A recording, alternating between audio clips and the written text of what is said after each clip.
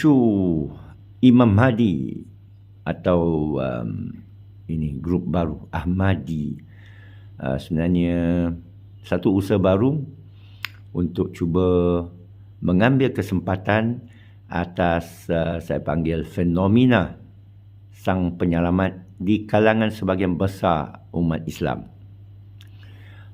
Pihak Menteri Agama sudah berikan komen tadi yang menunjukkan mereka dah buat pendirian ini ajaran sesat dan JAKIM harus ambil tindakan. Dan juga ada bagi clue oleh Menteri Agama, dikatakan grup ini mungkin beroperasi daripada luar Malaysia. Jadi macam mana nak ambil tindakan? Macam mana pun, saya nak berikan beberapa pendapat saya. Yang pertama, perkara ini pasti berlaku kerana tahun ini 2024, berapa hari lepas genap 100 tahun kejatuhan Empire Osmania, Khalifah terakhir. Yang saya dah beri komen adalah salah umat sendiri juga. Okey, walau bagaimanapun, umat ini amat mengharap seorang sang penyelamat. Yang saya pun dah beri komen dalam TikTok yang lepas bahawa ini satu fahaman yang diyusupi, diresapi daripada fahaman agama Samawi sebelum, iaitu Nasrani yang saya pernah anuti. Apokalips, Armageddon, kehancuran, kononnya hari kiamat di dunia akan hancur. Yang salah tafsir tentang perkataan kiamat iaitu kebangkitan di padang mahsyar untuk dihisap. Okey. Kejahilan umat sendiri, keengganan untuk menyiasat lebih daripada apa yang mereka mengetahui selama ini turun-menurun daripada orang tua, daripada nenek moyang, ya, termasuk daripada pendeta-pendeta yang ramai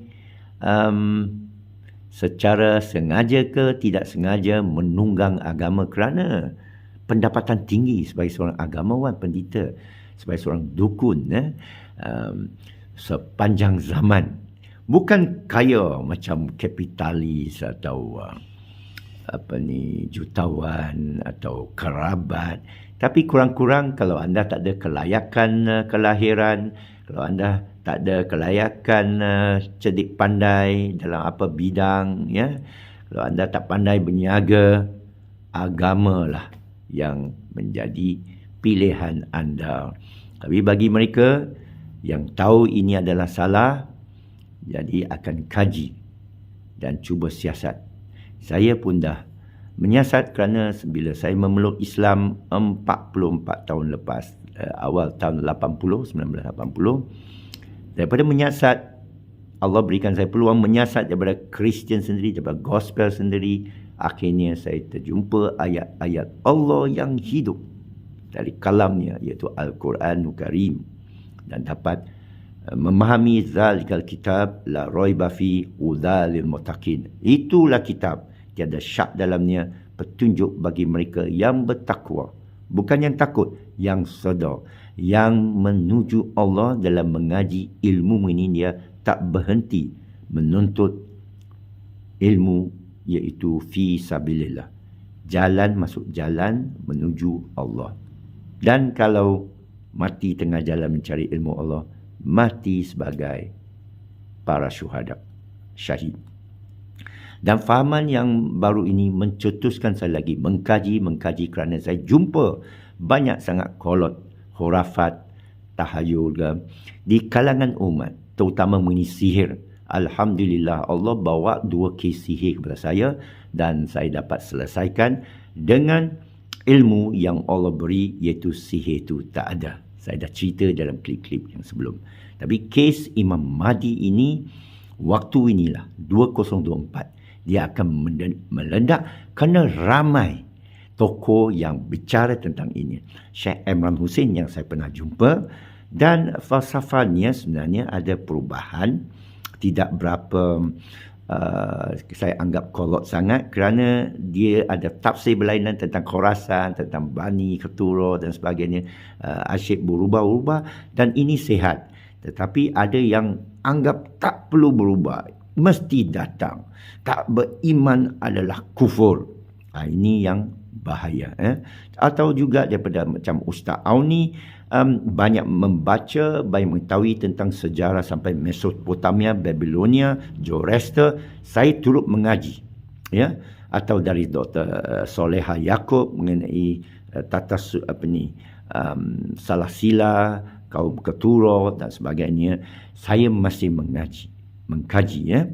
Dan saya dah kaji, saya dapati bahawa mula sekali Imam Mahdi ini tercetus daripada fahaman segolongan dalam Ahlul Bait, ya, iaitu Syiah di Iran atau Parsi, yang percaya bahawa Rasulullah meninggalkan Quran wa Ahlul Bait.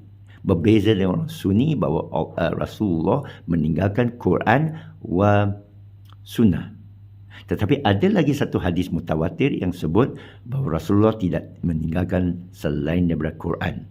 3 hadis mutawatir. Walau bagaimanapun, masing-masing akan percaya aliran masing-masing seperti mana diturunkan kepada mereka oleh orang tua mereka, oleh pendeta mereka atau pembacaan mereka. Saya minta di sini untuk jangan putuskan jiwa sentiasa belajar dan ingin tahu, walaupun sampai tiang lahat, sampai hari terakhir, kerana ilmu Allah luas. Sejarah Islam memang panjang, berliku-liku, berlapis-lapis. Tak habis-habis kita mengkaji. Orang seperti Buya Syakur, ya, yang baru meninggal dunia, meninggalkan kita, semoga Allah mencucui rahmat atas rohnya, membuka kita dengan beberapa ucapan dia yang sempat saya tonton di video, tak sempat saya jumpa dia di Cirebon, Indramayu, yang menyatakan tentang apa sejarah yang berpecah belah sebaik saja Rasulullah meninggal dunia mengajar kepada kita. Ya, jadi aliran Syiah ini tidak puas hati dengan aliran lain, Khawarij maupun yang Sunni atau Khalifah Rashidin, kerana mereka menganggap Ali Ibn Abi Talib lah sepatutnya pengganti kepada Rasulullah. Khalifah maknanya pengganti, ya. Ali Ibn Abi Talib lah sepatutnya jadi khalifah dulu, dan dari dia lah dianggap, ada satu hadis menganggap dia bab ilmu, al-bab, iaitu pintu. Jadi aliran Syiah ini dalam Iran sendiri pun menghadapi pergolakan dan perpecahan, sehingga mereka katakan percaya 12 imam, ya, satu persatu mati, meninggal dunia, diburu, disangsi, sehingga imam ke-12 hilang, gaib. Dan ada satu fahaman di Syiah, kalangan Syiah, bahawa imam yang gaib itu akan muncul sebagai Imam Mahdi. Dan mereka telah meramalkan pada tahun 1884 dia akan muncul, iaitu bernama Al-Bab, pintu. Dia dibunuh oleh orang-orang mufti-mufti, pendeta-pendeta, kerana mereka menasihati Shah Iran bahawa ini akan menggugat Shah Iran, sama macam kisah Singapura Temasek dilanggar Todak, ya. Jadi bila dia dibunuh, dia ada pengikut, dia ada tinggalkan kitab yang meramalkan Bahayullah, iaitu dikatakan Isa, ya. Dan tentu masa itu dia tidak dibunuh, dia dipenjarakan, dia diusir ke Israel, dan pengikut dia masih fanatik. Ialah penyelamat. Inilah yang diramalkan oleh Imam Mahdi Al-Bab sebelum itu, dan mereka diusir sehingga ke seluruh dunia. Pengikut Al-Bab Bahayullah adalah antara 10 ke 20 juta, ramai.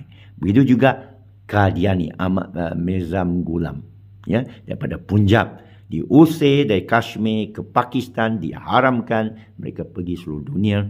Mereka ada 9 ke 10-20 juta pengikut.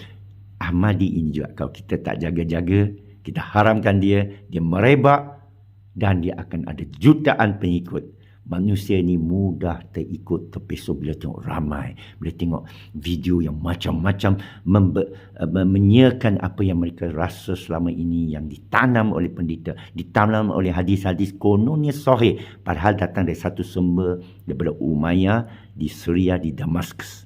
Siasat lagi tuan-puan.